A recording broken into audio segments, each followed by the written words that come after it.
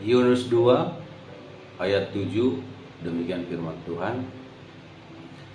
Ketika jiwaku letih lesu di dalam aku, teringatlah aku kepada Tuhan, dan sampailah doaku kepadamu ke dalam bait-Mu yang kudus. Sekali lagi, saudaraku, ketika jiwaku letih lesu di dalam aku, teringatlah aku kepada Tuhan, dan sampailah doaku kepadamu ke dalam bait-Mu yang kudus.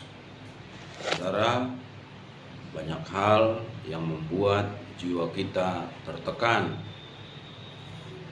Banyak hal yang membuat kita tidak bersemangat, membuat kita seperti kehilangan asa, kehilangan harapan. Seakan-akan permasalahan tidak kunjung selesai, tidak kunjung ada habisnya. Dan olehnya kita tertekan di dalam diri kita, jiwa kita tertekan. Tetapi firman Tuhan ini mengatakan, ketika jiwaku letih lesu di dalam aku, teringatlah aku kepada Tuhan. Teringat. Kita teringat akan Tuhan, akan pencipta kita. Doa kita naik di dalam batin kita. Tuhan tolong, Tuhan bela, Tuhan campur tangan, Tuhan kasihani. Dan sampailah doaku kepadamu ke dalam bait-Mu yang kudus. Allah kita tahu keadaan kita, tahu beban di hati kita, persoalan-persoalan yang kita hadapi cukup berat menekan kita. Banyak hal. Kenapa ini terjadi? Kenapa ini Tuhan izinkan? Kita harus ingat bahwa Allah turut bekerja dalam segala sesuatu, mendatangkan kebaikan bagi kita. Berarti ternyata ini pun ada Tuhan di dalam keadaan ini. Tuhan punya andil dalam keadaan kita. Setidaknya Tuhan mengizinkan ini terjadi. Atau mungkin lebih, Tuhan merancangkan memang untuk membentuk kita,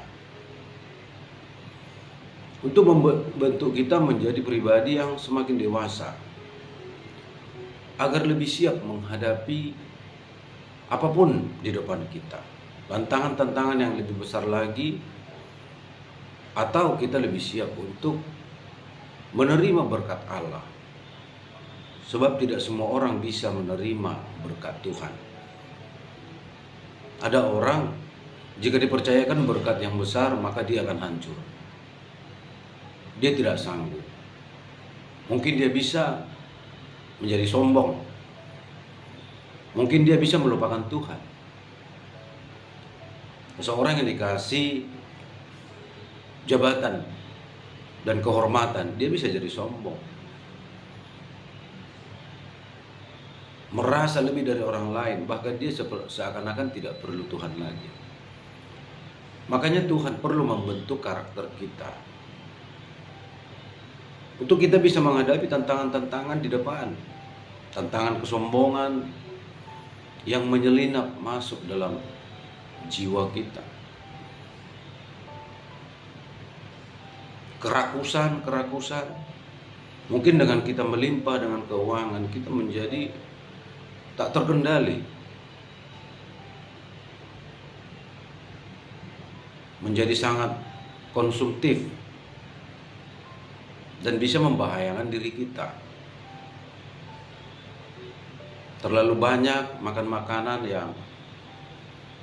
yang tak terkendali, itu bisa berbahaya.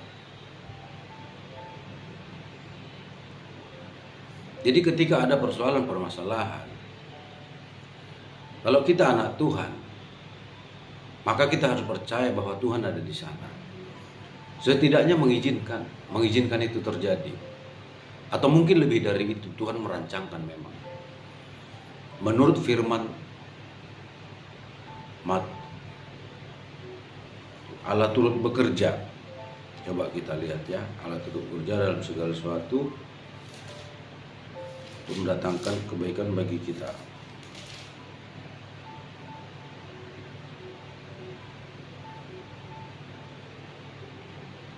Roma 8 ayat 28, coba kita lihat ya.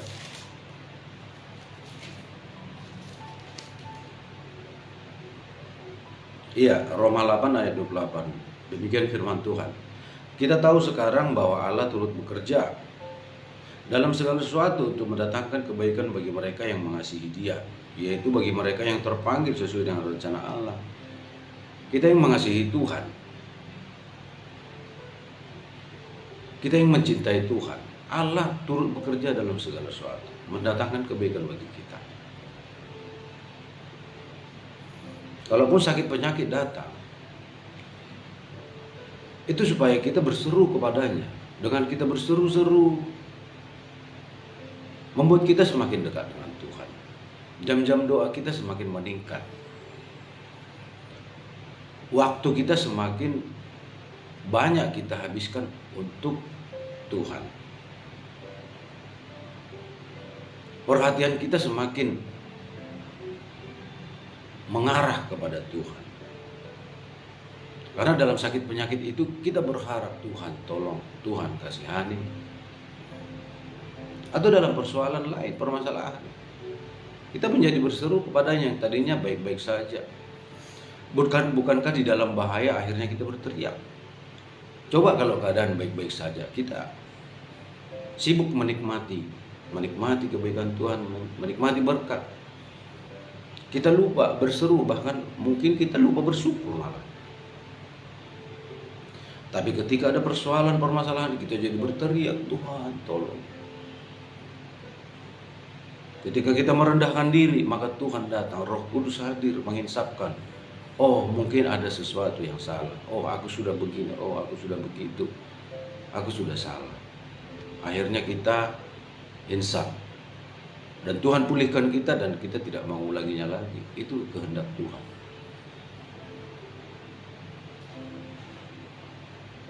Jadi saudaraku, di dalam keadaan kita yang berbeban berat, keadaan jiwa yang sulit, jiwa kita tertekan, berserulah kepada Tuhan, datang kepada Tuhan.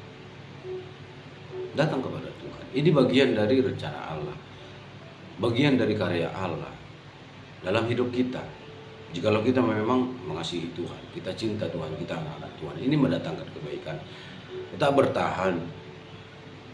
Semua yang kita hadapi ini akan ada masa berlakunya.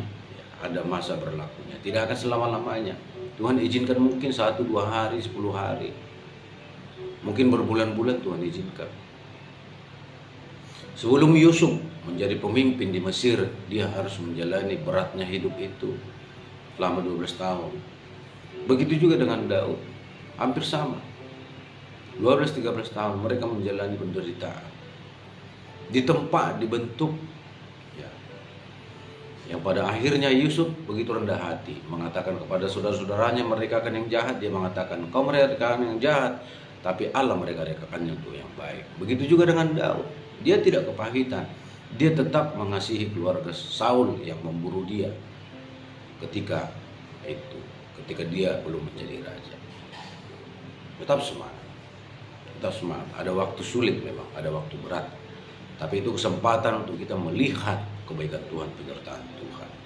Allah kita itu dahsyat, rencananya indah, luar biasa bagi kita.